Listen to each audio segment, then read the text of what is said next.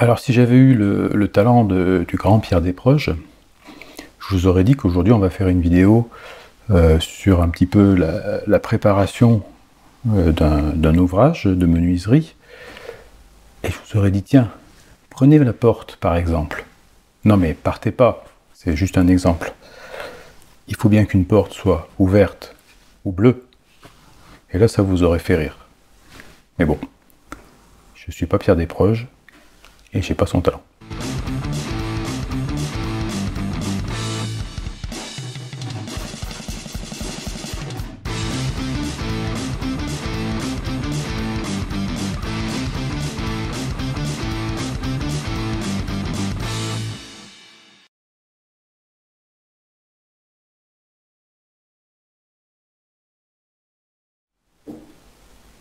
Et salut les boiseuses et les boiseux. Ouais, je commence par les boiseuses. Je suis galant et tout ça. Aujourd'hui donc petite vidéo sur la conception, parce que j'aurais pu faire ça dans mon coin et puis passer tranquille à l'atelier, mais ça aurait été masquer le temps que ça prend de préparer un projet. Alors là il s'agit d'une porte intérieure, donc on pourrait penser que c'est simple, et depuis que je pense que c'est simple, je me rends compte que c'est compliqué. Donc voilà, je vais essayer de partager un petit peu avec vous la conception et la fabrication de cette porte. Et la première chose que j'ai faite, ça a été de représenter l'environnement direct de la porte, parce que comme vous pouvez le voir, ne serait-ce que sur ces images, j'habite une maison à colombage. Le colombage, bon, c'est rustique, c'est de la poutre assemblée avec des assemblages qui sont quand même relativement grossiers. Alors je dis ça sans aucun jugement de valeur, hein. Néanmoins, c'est pas droit, donc ça veut dire quoi? Ça veut dire qu'il va falloir quand même, avant de mettre en place la porte, qu'on redresse tout ça, entre guillemets, et pour le redresser, on va mettre en place une espèce de cadre qu'on appelle un pré-cadre, voire, dans mon cas, qu'on peut appeler, je crois, un chambranle. Alors vous excuserez pendant cette série de vidéos quelques approximations sur le vocabulaire, parce que je ne suis pas un professionnel de la menuiserie et encore moins de la fabrication de menuiserie intérieure, ce qui peut expliquer que parfois j'emploie un mot à la place d'un autre. Et d'ailleurs, pour être tout à fait franc, procurer cet ouvrage chez Le Bouvet, c'est un hors-série que j'ai commandé. Ça fait déjà quelques mois de ça, je ne sais pas s'il est encore disponible. Portes et fenêtres, fabrication et pose, c'est le hors-série numéro 18 de Le Bouvet, parce que j'ai eu beaucoup de mal à trouver des bouquins qui vraiment rentrent dans la pratique, et pas uniquement dans la théorie, et surtout pas avec des techniques qui datent d'il y a 2 siècles. Notamment parce que ça a beau être une porte intérieure, ça donne sur une pièce non chauffée, je vais être obligé de mettre un joint, donc voilà, il a fallu que je calcule ce genre de choses. Et en conclusion du premier chapitre qui concerne, alors je vais vous dire le titre, qui concerne les dormants. Ah oui, donc le dormant, contrairement à l'ouvrant, c'est la partie fixe d'une porte ou d'une fenêtre, c'est ce qui est fixé sur la maçonnerie, dans mon cas sur le colombage. Et il dit, en conclusion de ce truc-là, il dit « Le bâti s'adresse donc plutôt au domaine de la porte extérieure, tandis que le chambranle et l'huisserie s'adressent au même domaine, mais celui de la porte intérieure. Par contre, l'huisserie n'est utilisable que sur une cloison. On peut même dire qu'elle a été inventée pour la cloison plâtrière. Celle-ci tend à disparaître au profit des cloisons sèches. Doit-on envisager le retour du chambranle ?» Donc moi, je vais créer ce qu'on appelle un chambranle. Un chambranle, c'est un ensemble de pièces de bois qui vont constituer un U, et ce U va recouvrir en fait l'intérieur de la cloison. Vous voyez, si je me mets à l'endroit où il y a la cloison, j'ai un profil en U comme ça, et tac, il monte, il fait le haut, et il fait le bas. Donc je vais avancer un petit peu sur la modélisation de ce truc-là. Je vais vous montrer pourquoi j'ai commencé par modéliser approximativement, parce qu'encore une fois, les poutres, c'est jamais bien droit. Les sections varient de 1 ou 2 cm. Voilà, c'est un petit peu la fête. Et puis ensuite, j'attaquerai la modélisation de la porte. On fera un petit détour par la partie joint d'étanchéité à l'air, parce que sans vouloir une porte super isolante, je voulais un minimum d'étanchéité à l'air, histoire de ne pas chauffer trop la partie buanderie, et que j'ai pas besoin de chauffer plus que ça. Donc on fera un petit détour aussi par la partie quincaillerie, puisqu'il y a les pommelles. C'est important de mettre les bonnes pommelles si on veut que la porte tienne longtemps. Et puis bien sûr tout ce qui est poignée, voilà, ce genre de choses, c'est important aussi. Voilà, donc c'est une première hein, pour moi, j'ai pas fait de porte jusqu'à présent. Ce sera la première porte de la maison. Alors c'est assez technique, l'air de rien, une porte. Donc on va voir un petit peu si je rencontre des difficultés ou pas. Je tenais aussi à faire cette vidéo pour vous montrer que pour un professionnel qui a l'habitude de faire des portes, etc., lui, il viendrait ici, il aurait déjà ses profils, il connaît tout ça de tête. Moi, je suis un amateur, donc il faut un peu plus de travail de recherche. Et c'est aussi ça que je voulais partager avec vous, les outils que j'utilise, les sites sur lesquels je vais me rendre, etc., et comment je fais en partant de rien, parce que j'y connais rien en porte, pour arriver, j'espère, à un résultat correct. Voilà. Donc je vais faire un petit peu de modélisation. Vous me voyez derrière l'ordinateur, mais le but c'est pas vraiment de vous parler de modélisation. Hein. Voilà, moi je modélise avec SketchUp dans ce cas précis. J'utiliserai pas Fusion parce que j'ai pas de CNC à mettre derrière, donc je ne veux pas me prendre la tête. Puis c'est relativement simple en termes de modélisation. Il faudra quand même que voilà, ce soit correct. Modéliser si je veux que ça ressemble à quelque chose à la fin. Alors j'ai bien avancé dans l'étude de ma porte. C'est vraiment important, quand on n'a pas l'habitude comme moi, de modéliser tout en fait. Parce qu'il y a des endroits où par exemple on a des jonctions entre des pièces. Et si on ne modélise pas, on ne se pose aucune question, et c'est à la fabrication qu'on s'en pose tout plein, et généralement on a pas mal de problèmes. Par exemple, quand vous avez un assemblage à queue droite ou à enfourchement, en fait, il y a un truc quand même qui est important de voir, c'est que vous vous retrouvez avec des pièces qui vont s'emboîter comme ça. Ça veut dire qu'il faut que vous prévoyez vos surlongueurs pour ces emboîtements-là. Ça ne va pas être les mêmes surlongueurs que si vous faites un profil contre profil par exemple. Donc toutes ces questions-là, si vous ne les posez pas à la modélisation, et que vous n'avez pas l'habitude, parce qu'encore une fois, les professionnels ont l'habitude, donc toutes ces questions-là, ils ne se les posent pas. C'est prévu dans leur fiche, ils savent que là, il faut compter en plus l'épaisseur du chambranle, ou enfin ce genre de choses. Quand vous êtes comme moi, voilà, vous vous retrouvez à la fin avec une pièce éventuellement qui est trop courte, ou un petit truc que vous n'aviez pas prévu et qui fait pas joli, enfin ce genre de choses. Donc c'est pour ça que pour les gens comme moi, qui font pas de la porte tous les jours, c'est vraiment super important d'avoir cette modélisation. Je vais vous montrer quelques petits exemples de ce que je vous dis. Je vais afficher les coupes, et puis on va aller voir de près de quoi il est question. Donc pourquoi tout ça est important? Donc ça sur les côtés c'est la maçonnerie, là c'est les poutres qui constituent le colombage. Si vous vous approchez un petit peu beaucoup même, vous apercevez qu'ici j'ai volontairement laissé un petit espace. Donc j'ai laissé un petit espace, et cet espace-là, en fait, il correspond au fait que mes poutres, elles sont pas tout à fait droites.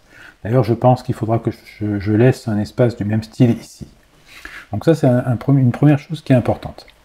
Ensuite, au niveau des profils, vous voyez que d'un côté, je viens m'assembler ici dans une rainure, et de l'autre côté, pareil, sauf que j'ai une languette, j'ai la rainure sur la pièce qui me fait face, et ici, j'ai la petite languette qui va venir s'encastrer dedans. Pourquoi c'est pas pareil là et là? Parce que ici, vous voyez que j'ai une toute petite rainure qui fait 4 par 7 pour être précis. Je vais vous montrer après pourquoi elle fait 4 par 7. Elle fait 4 par 7 parce que c'est la rainure dans laquelle va venir s'insérer le joint d'étanchéité. C'est la raison pour laquelle ici, vous voyez, sur le côté de la porte, cette partie-là, c'est la porte. Sur le côté de la porte, il y a un petit jour de 4 mm, on va voir à quoi il correspond. Et ici, là, sur cette petite partie-là, j'ai de la même façon un petit jour de 4 mm. Là aussi, c'est toujours pour mon petit joint d'étanchéité. Donc, rien que cette petite bricole qui paraît de rien, il faut quand même y penser au moment où on fait l'assemblage de la porte. Voilà. Donc ça, pour moi, c'était important vraiment de modéliser tout ça, de bien y penser. Ici, pourquoi j'ai laissé un espace? Parce que ici, il faudra que je mette, je pense, une compribande ou quelque chose comme ça. J'ai laissé 5 mm de chaque côté. Je vais bien remesurer et peut-être que je laisserai encore un peu plus. Parce que ça fait 1 cm, mais 1 cm sur des colombages comme les miens, c'est très vite mangé. Et la compribande, donc c'est pas de la compribande, c'est du... Vous savez, c'est le même joint en mousse comprimable qu'on utilise pour les fenêtres. Je voulais pas forcément mettre ici de la mousse PU, ça aurait peut-être fait pas très joli, et ça me plaisait pas parce que c'est pas aisément démontable. Donc à cet endroit-là, vous voyez, j'ai quand même des petites choses qui se passent. Donc les profils comme ça ont l'air simples, mais ne le sont pas tant. Par exemple, dans les petites choses que j'ai modifiées vraiment tout à la fin, ici, vous voyez, j'ai fait un chanfrein. Bon, ce chanfrein-là, vous remarquerez que je ne l'ai pas fait ici, parce que ici, j'ai l'ouvrant qui vient fermer. Ici, l'ouvrant ferme. L'ouvrant, c'est la partie... c'est pas le dormant, c'est la partie mobile de la porte. Le dormant étant la partie qui ne bouge pas. Donc le dormant, c'est tout ce qui est là. Et l'ouvrant, c'est cette partie-là. Voilà. Donc, c'était important de ne pas mettre... Enfin, ici, j'avais pas besoin de mettre un chanfrein. Ici, par contre, vous remarquerez que je l'ai mis. À voir, peut-être que ça peut évoluer. Une des questions aussi que je me pose, c'est est-ce qu'il est raisonnable de faire tout de suite, c'est-à-dire de chanfreiner mes pièces pendant que je fais leur profilage, ou est-ce qu'il vaut mieux que je le fasse après? Vous allez voir pourquoi ça a un sens, cette question. Donc voilà pour cette partie-là. Ici ira le joint. Alors le joint, je vais vous en parler. Donc ça, c'est la fiche technique du joint. Alors c'est chez Kaizo, c'est le M7210BA. Alors pourquoi j'ai choisi celui-ci? Je vais vous expliquer pourquoi. J'en ai trouvé deux en fait qui permettent de faire ce que je veux. Il y en a un second qui a un profil plus symétrique, mais qui ne me fait pas cette petite languette que vous voyez là sur le côté de la porte. Donc qui est plus uniquement en compression sur le dormant et qui ne prend pas en compte le côté de la feuillure. Voilà, donc moi j'ai préféré celui-ci. J'ai toujours deux critères, hein. Le critère technique dont je viens de vous parler. Et pourquoi celui-ci? Tout simplement parce qu'il est disponible chez mon fournisseur qui s'appelle Maxouti. Pour ce genre de choses, je prends parfois chez d'autres fournisseurs en quincaillerie. Là, ce qui était intéressant pour moi, et on va le voir par la suite, c'était de pouvoir prendre chez le même fournisseur la partie poignée serrure, la partie joint, et puis aussi la partie pommelle. Hein, voilà. Donc il faut tout ça pour faire une porte. Et je voulais aussi ne pas dépenser trop d'argent, non pas que le joint soit plus ou moins cher selon les types de joints, mais il y a des joints qui se vendent que sur des conditionnements de 200 ou 250 mètres. Moi qui ne fais que quelques portes, ça ne m'intéresse pas vraiment, puisque grosso modo pour faire le tour d'une porte, j'imagine qu'il faut à peu près 5-6 mètres de joint, quelque chose comme ça. Donc sur 250 mètres, à moins que j'ai 50 portes à faire, ce qui n'est pas mon cas, ça ne m'intéresse pas beaucoup. Voilà, j'aurai toutes les portes intérieures à faire, mais je crois que c'est un conditionnement en 25 mètres, je vais vérifier ça. Et il me semble, hein, je vais vous dire le prix parce que c'est important, dans ce conditionnement-là, en rouleau de 18 mètres, je le paye 17 €, alors qu'en rouleau de 250, ça me reviendrait moins cher au mètre. Par contre, il faut que je sorte 250 € et j'aurai un joint dont je ne saurais sans doute pas quoi faire. Et j'en profite pour vous montrer les images des deux joints en fait. Donc ça, hein, pour la petite histoire, c'est l'autre forme de joint qui est disponible. Donc vous voyez qu'il n'a pas sur le côté ici le petit retour, alors que bah, celui-ci là. Voilà, donc j'ai pas grand chose à dire de plus là-dessus. Ce qui est bien aussi, et moi c'est une chose que je recherche quand je vais aller chercher un élément de quincaillerie ou ce genre de choses, parce que encore une fois, ben, j'en achète pas tous les jours, c'est d'avoir vraiment tous les éléments techniques, comme ceux que vous voyez là, donc vraiment dessin technique, etc. C'est aussi pour ça que parfois je vais aller chercher des références de fabricants, donc je vais plutôt taper dans des marques, parce que ça me permettra d'aller voir sur le site de fabricant et d'avoir vraiment la doc technique avec le dessin technique, les cotes, etc. pour mon étude et pour pouvoir avoir ce que je veux à la fin. Donc ça c'est l'histoire du joint. Pour moi c'était vraiment très important d'avoir cette partie d'étanchéité. Et puis je trouve qu'il y a un confort supplémentaire, puisque quand on ferme la porte, on n'est pas bois sur bois, ce qui fait un bruit assez sec et parfois un peu désagréable. On va avoir vraiment l'amortissement dû au joint. Donc le joint, c'est important. Arrêtez de faire des sous-entendus. Voilà pour cette histoire de joint. Ensuite, autre petit bricolage, enfin petite bricole qui est intéressante, on va aller voir ça. On va monter. Donc, comme vous voyez, ici, là, sur ces parties-là, j'ai une coupe d'onglet, là. Donc, je pense que je mettrai au milieu un pigeon. Ce qu'on appelle un pigeon, c'est une pièce de bois de forme carrée qui va se comporter, en fait, un peu comme un lamello. Donc, pour renforcer l'assemblage.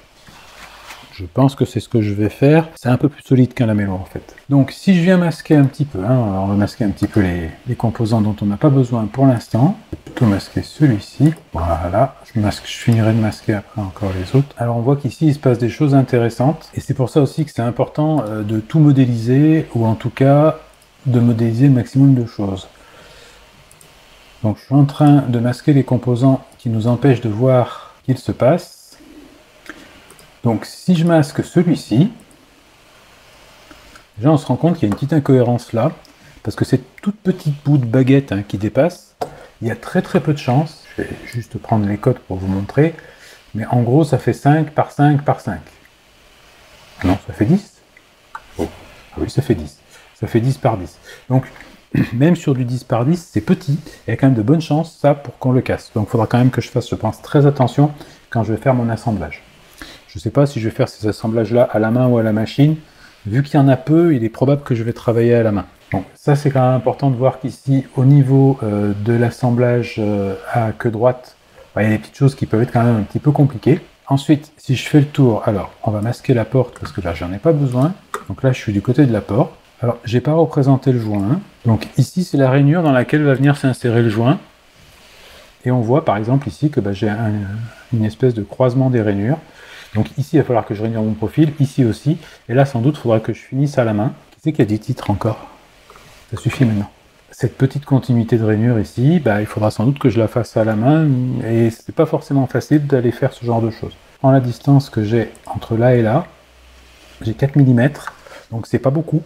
C'est là-dessus que mon joint va venir s'appuyer, sur cette petite partie-là. Donc il va venir s'appuyer dans ce qui forme ici une feuillure. C'est ce qu'on dit souvent en menuiserie, 2 pièces formant feuillure. Puisqu'en fait, je ne vais pas usiner à proprement parler une feuillure, mais les 2 pièces, une fois assemblées, vont former une feuillure. Donc ici, j'ai mon encoche, ma rainure pour enclipser mon joint.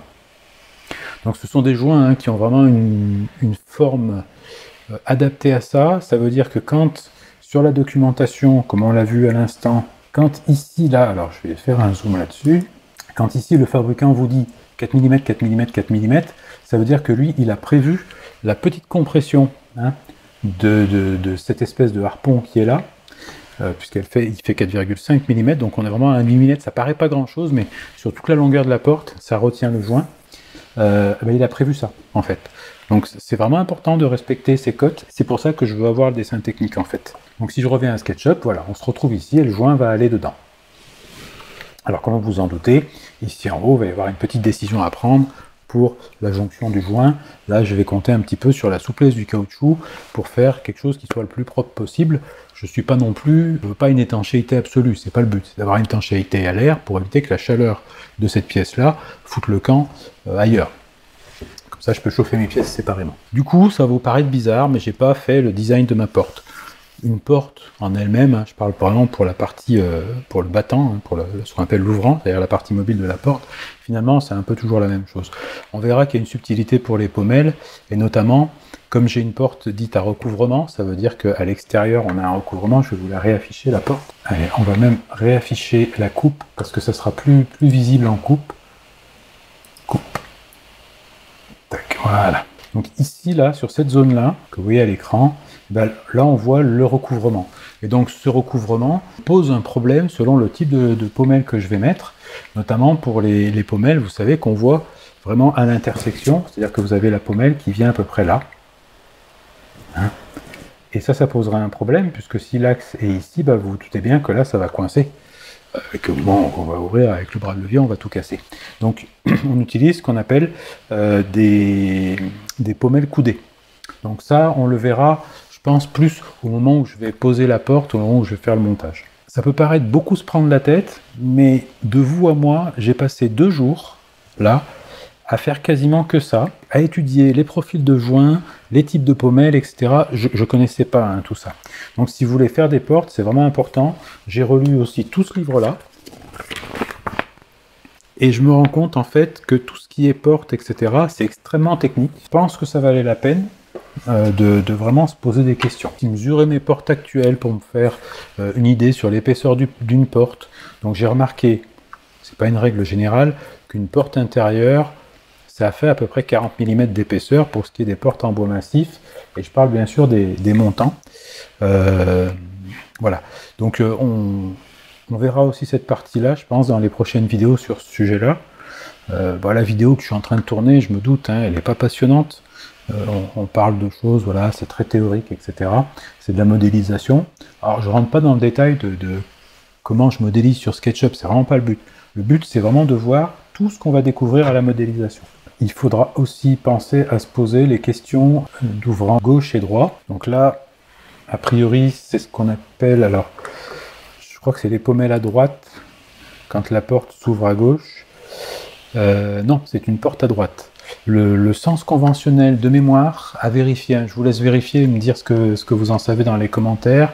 Normalement, ce qu'on appelle une porte ouvrant droit, c'est quand on pousse la porte, on a la poignée à droite. Je vais vérifier ça tout de suite parce que je peux peut-être dire des bêtises. La méthode la plus simple pour connaître le sens d'ouverture d'une porte est de se placer à l'intérieur de la pièce. Si la serrure est à gauche, c'est une porte ouvrant gauche. Si la poignée est à droite, c'est une porte ouvrant droit.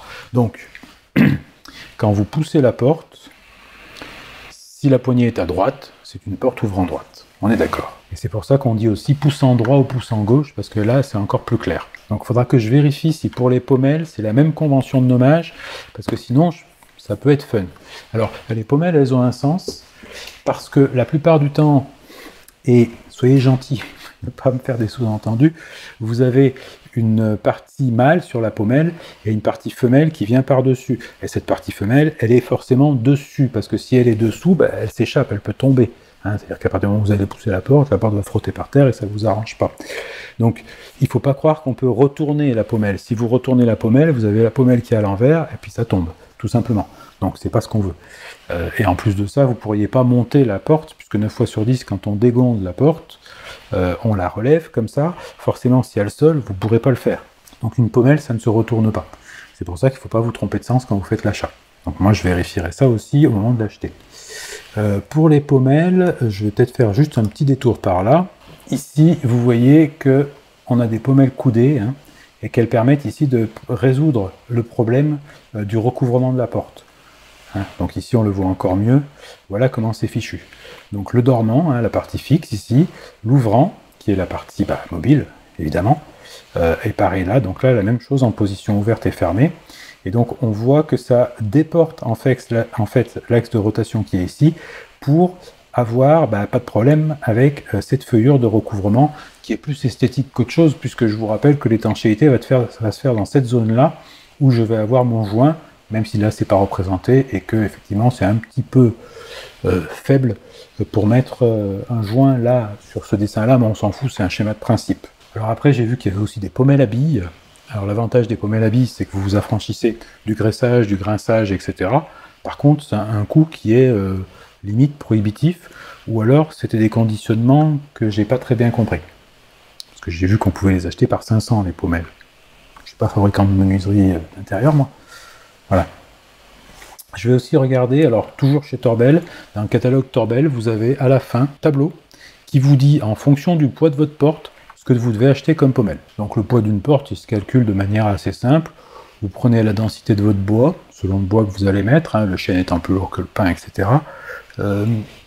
Vous pouvez tout à fait utiliser la fonction de SketchUp qui permet d'avoir le volume. Moi, je vais sans doute la faire en érable.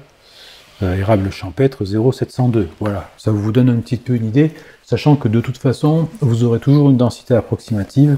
Par exemple, moi sur du frêne, j'ai vu d'un bout de bois à l'autre, on peut avoir vraiment des grosses différences.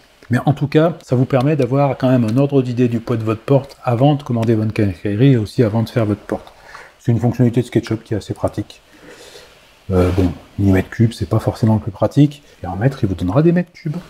Direct, et là vous aurez qu'à faire la multiplication. C'est juste parce que le modèle de document par défaut de SketchUp est en millimètres. Alors, ça fait des grands chiffres. Ah ben voilà, le sycomore est à 0,655. Donc si je veux le faire vraiment précisément, je vous le remontre, comme ça on sait. Donc, info sur l'entité. Je regarde le chiffre que j'ai là. On va faire un copier-coller, comme ça on est sûr de ne pas se tromper.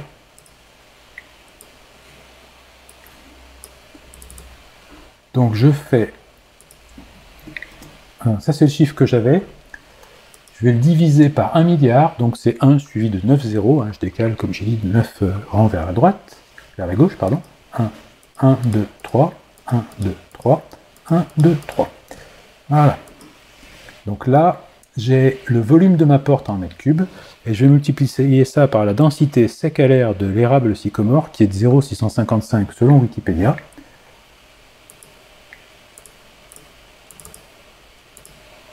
qui me fait une porte de 51 kg. Donc sur ce tableau-là, comme vous voyez, ici vous avez les dimensions des pommelles. Alors là, c'est pour les pommelles droites, parce que pour les pommelles coudées, c'est un peu plus compliqué, évidemment.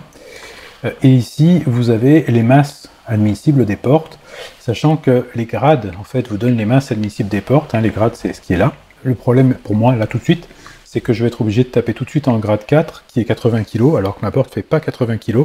Peut-être qu'un grade 2 ou 3 m'aurait suffi, mais grade 1, c'est 20 kg, donc c'est pas suffisant. Une porte isoplane, ça marche. Pour mes portes à moi, je risque d'avoir des problèmes. Sachant que tout ça dépend aussi du nombre de pommelles qu'on va mettre.